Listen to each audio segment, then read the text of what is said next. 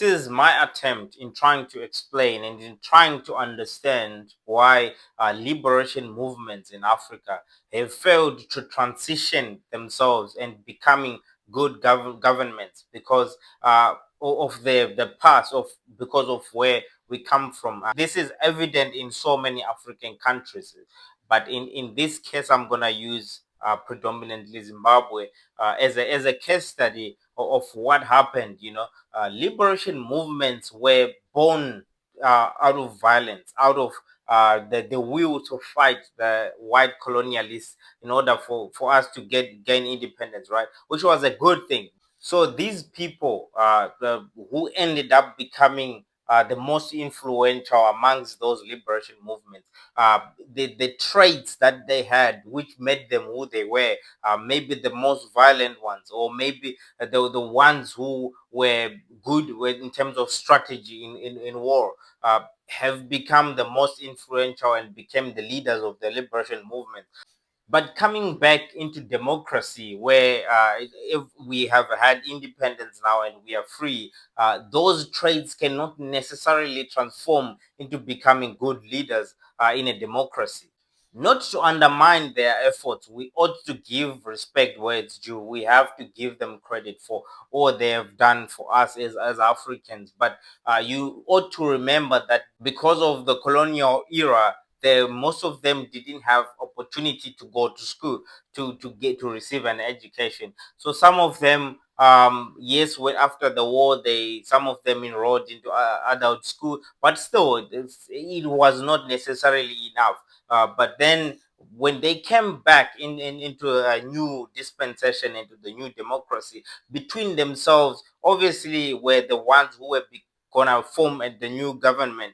You can already see the beginning of the use of violence between each other, eliminating each other so that I can go and become the leader. I can go become the president. If there is anybody around me who would have a potential to contest my position and wanna become a leader, who eliminate them. We can talk about of the assassination of Josiah Tongogara of Zimbabwe, and few years coming, we have the Kukurawundi genocide, right? In trying to neutralize the armed forces and the influence that was gonna come from Matabeleland, right? In order for those specific group of people to advance their interest and become the sole leaders of Zimbabwe. So we find ourselves where we are today because of those things, and if we don't look back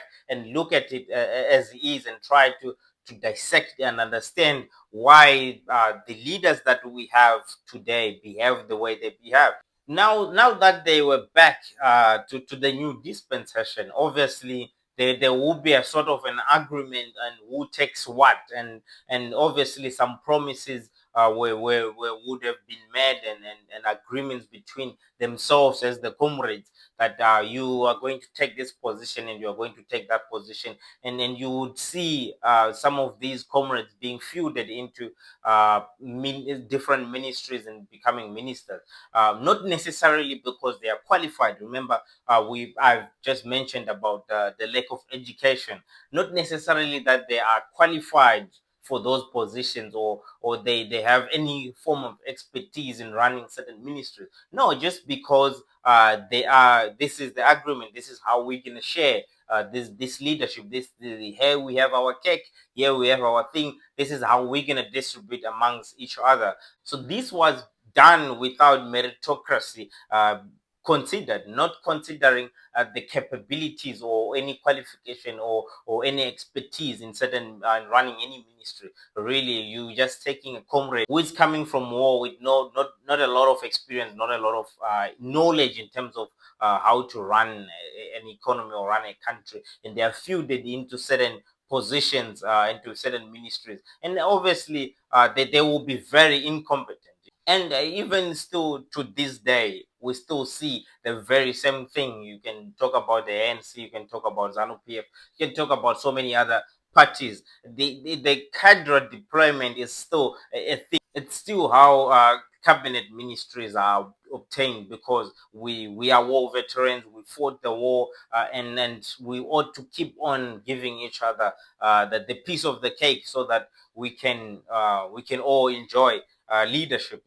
So you have a situation where you have the most unqualified person taking a ministry that they don't have any idea about, and they don't have any expertise or qualification to be in that position, and they heavily rely on whoever they surround themselves with, not necessarily that themselves are capable of running that ministry, which is a very, very dangerous position. And we've seen army generals, especially in the case of Zimbabwe, army generals being moved from army general into a minister of sports, which they have no idea about, and you can clearly tell that they have no idea about that ministry in how they're gonna run it going forward.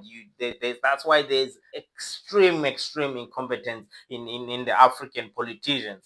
This incompetence comes from this idea, as they were coming from to the new dispensation. I think there was lack of vision in terms of running a country now, in terms of advancing democracy, in terms of building an economy, a prosperous country. I feel like there was a sense of entitlement that we fought for this country, and that it's us who deserves to be leaders in this country. It's only us, and there's nobody else. We don't have to be accountable to anybody else. Treating the rest of the citizenry as the second class citizens who are no who don't have rights, who don't have the power to stand up and ask the questions and demand for accountability from these politicians, because that's why we all still have the conversation about you didn't go to war with us, you were not in the struggle, or you were here and you were there, you were busy doing this, you were not part of the struggle. There's still a lot of credentials being given to those who have fought the struggle. Those are the people who are supposed to be in leadership, regardless of them being incompetent and failing to run the government. Okay, we can see clearly, it is very, very visible. In South Africa, in case of the ANC, it's a different conversation in a sense, because white people, as they are still in the country, and they just won't allow you to do whatever you want. We can argue all day about it, but if they had left from the start, we would have a different South Africa today. South Africa is where it is today because white people still in the country. The private sector is still run efficiently and properly.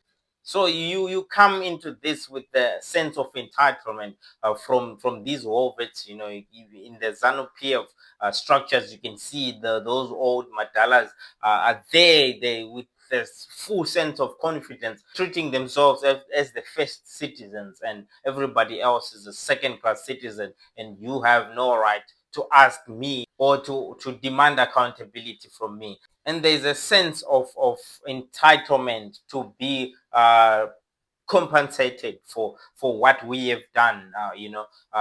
Getting into these positions is not necessarily because they want to serve, or they want to lead the country in a certain direction. No, but it's the access to the resources, as Trevor Ngube would put it, access to the till, so that they can take resources for themselves. They can have the farms, they can have the nice cars, they actually stealing the resources of the country for their own benefit, distributing those resources amongst each other, taking the chunk of the cake, sharing amongst themselves, forgetting the citizenry, and what's left for the majority of the people is a very small piece, and they don't care, because they feel like they are the first class citizen, those who have fought for the liberation of Africa. So it's they don't have to share with anyone. So everybody that's why sometimes we're seeing these factions and then these divisions and the coups coming, because some they feel like, okay, it's my turn, you must move, so that it's also my turn to be able to enjoy the benefits and the perks that comes with being a president, or being a leader, not necessarily because they have the country at heart or they have any vision.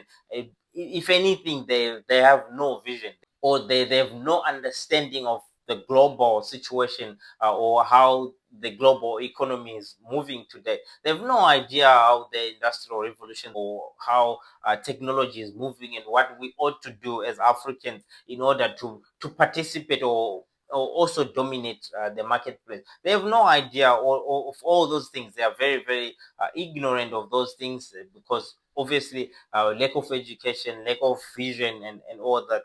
To themselves, what matters is access to the till, so that they can also take resources, so that they can also eat. It's time for repayment for what we have done, forgetting the majority of the citizen. And also, on the other hand, that's why violence continues, because you have taken these militant men who were fighting the struggle and brought them to civilian life, and now they are in government, but they still have those traits in them. That's what they understand, how to deal with situations of anybody trying to be against them. All they understand is violence. So that's why you see there's nothing, there's no democratic values in them. They all they know is the use of violence and the disrespect or disregard of democratic processes, or human rights, because these people are not necessarily the good leaders that would have picked if we had a choice.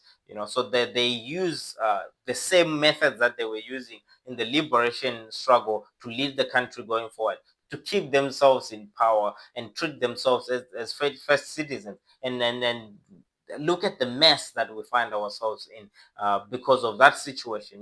We can talk of the examples of leaders buying a Rolls Royce for a presidential motorcade.